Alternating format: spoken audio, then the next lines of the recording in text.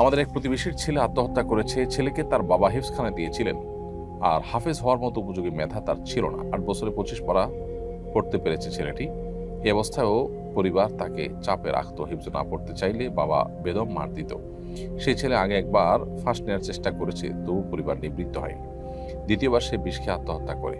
এ বিষয়ে অভিভাবকদের কিছু বলবেন? ইন্না লিল্লাহি ওয়া ইন্না ইলাইহি রাজিউন। খুবই জঘন্য কথা। এ ধরনের ঘটনা যদি সত্যি ঘটে থাকে কোথাও, তাহলে এই অভিভাবকদের আল্লাহর কাছে তওবায়ে নাসুহা করা দরকার। তাদের তাদের নিজেদের এই কাজের জন্য প্রায়শ্চিত্ত করা দরকার, জীবনের সবচেয়ে বড় এবং সবচেয়ে শক্তিশালী প্রায়শ্চিত্ত।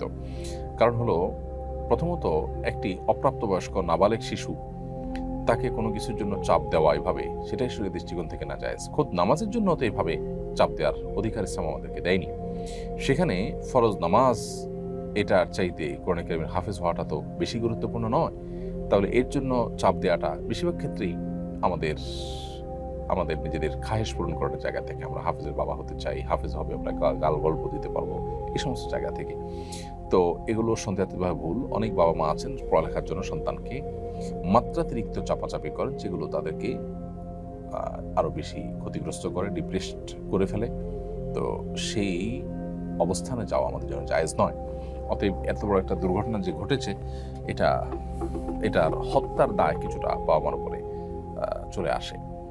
কারণ তারা একবার যেহেতু বাচ্চা এরকম পথে যাচ্ছিল, এরপর তারা যখন নিবৃত্ত হয়নি, তাহলে তার জন্য তাদেরকে অবশ্যই আল্লাহ তাআলার কাছে তওবায়ে নাসুহা করতে হবে, এবং যথাযথ তওবা না করলে এটির ক্ষমা লাভ করার পথ খুবই কঠিন।